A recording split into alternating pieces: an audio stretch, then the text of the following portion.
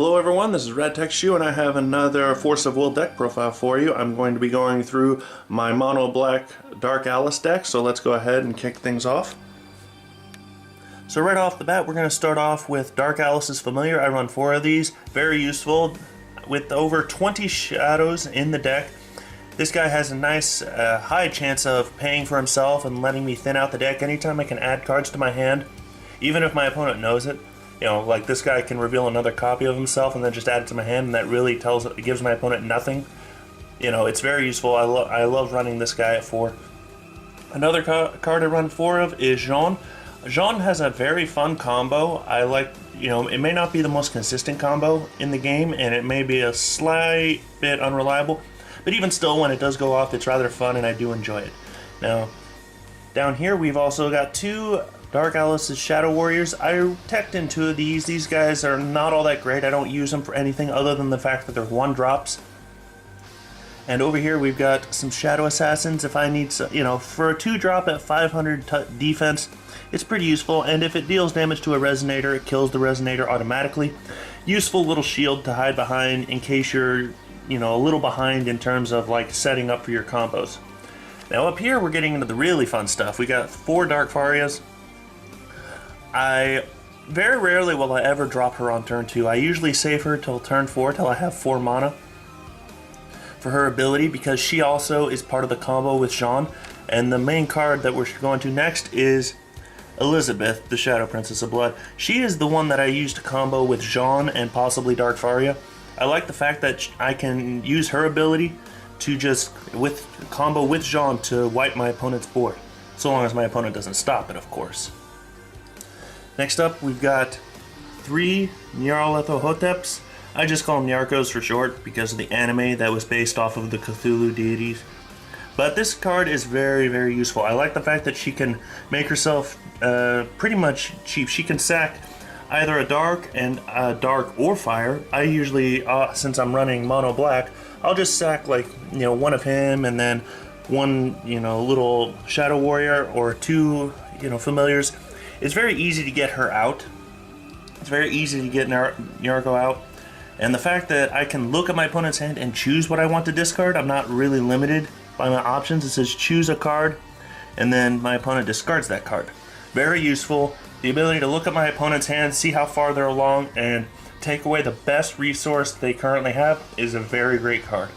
I can run 4 of her, but right now I feel comfortable with 3.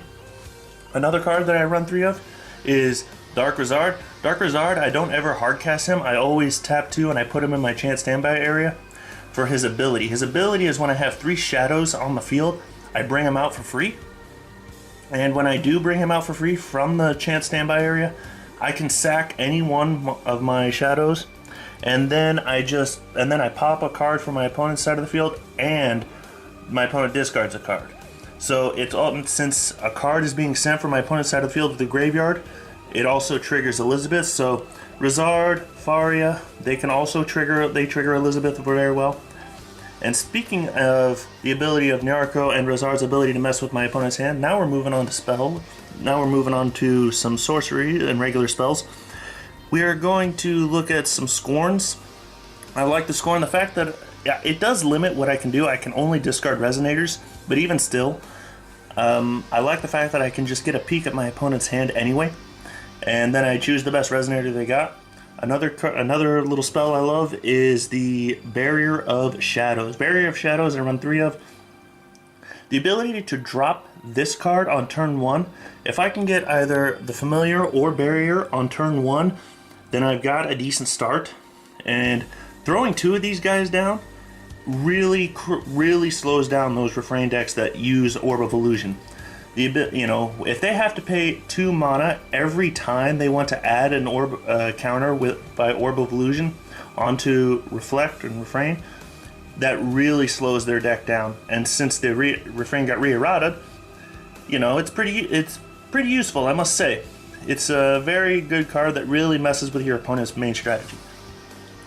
Kind of a tech in, but I do like it, and I think I'll keep it, as 2 Stoning to Deaths. Once again, it's just, you know, if it must die, I'm going to stone it to death. And once again, since I'm sending something from the field to the graveyard, it can trigger Dark Elisabeth. say Elisabeth attacked and my opponent blocked or stopped her from killing whatever monster I wanted, I can just stun it to death, and then Elisabeth's ability will untap.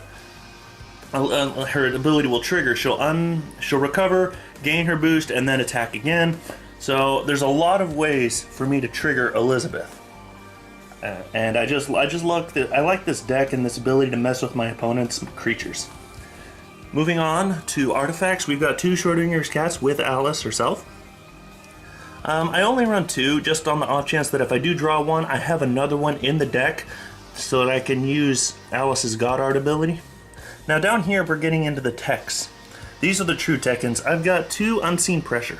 Unseen Pressure might seem kind of bad at first, but for, you know, if my opponent's got one card, one weak little monster that I don't want to waste an Elisabeth attack on, or one of my favorite combos with Unseen Pressure is, we'll go over here to the Magic Stones, but we'll look at Shadow's Memoria. If I have multiple Shadow's Memoria out, I can take something that's really big and weaken it to the point where Unseen Pressure can kill it. Let's say, for instance, my opponent has an 800 attack creature out.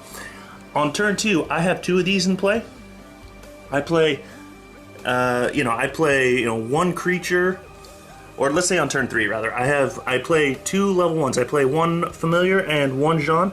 With 2 Shadow's Memoria out, my opponent's 800 attack monster just drops to 400. And now it's within killing range for Unseen Pressure. So it's an interesting little combo. Not extremely reliable, I'm not going to lie. I'm not going to say it's the best combo in the deck or the best combo ever. But it is a nice combo that can surprise your opponent and catch them off guard. Now some more Tekkens. We got the Death Sentence from the Queen. I can set that in the chance standby area to bluff that I have a Rezzard. And so when my opponent swings, I can just make them sack something and then I gain life equal to its defense. So it's a nice little bluff for Rezzard in case they don't want to overload their field with their best cards. I can just kind of bluff my way until I get into a decent position. Whisper from the Abyss, I like to play. If I can get this opening hand, I think I'm in a good position because I'll play him. I'll tap 2 mana and then I'll pay anywhere from 1,000 to 2,000 life and just overload my hand. And at that point, I should have enough resources to dominate the game and win, so long as I have enough creatures on the field to protect my life. And one last Tekken, we've got the Artemis Bow. It's kind of okay, it's useful. It can protect Elisabeth after she's done attacking. If my opponent's still alive, my opponent wants to swing in and try and kill Elisabeth, I can try and protect her with this. It's kind of an okay thing. Like I said, these 5 cards are just Tekkens right now. I don't know if I'm going to keep them. I don't know if they're going to be in the final strategy. But so far, I'm just playing around with them, and I like them a little bit. Now, on to Magic Stones. We've got 1 Grusbalesta, the Sealing Stone. We've got 2 regular Darkness Magic Stones, and then 4 Shadow's Memoria, as you already saw. 7, I toned it down because I wanted to get to my Shadow's Memoria as quickly as possible. In order to do that, I had to cut some Magic Stones. Some Darkness Magic Stones. I had to cut it down from like 4 and 5 down to 2. I think 7 is fine. I don't think you need any more than 7. So I feel like by then I have what I need to either win the game, or at this point, if I don't have it, I've pretty much already lost. I'm not going to go digging. It's just a way for me to get to my Shadow's Memoria faster with more consistency. Well, anyway, that's going to do it for this video. I hope you guys enjoyed my mono black Dark Alice deck. Please, if you have any questions, put them down in the comments below. As always, don't forget to like, favorite, subscribe. Follow me on Twitch and Twitter. I will see you guys all later in my next video. This is RadTechShoe signing off.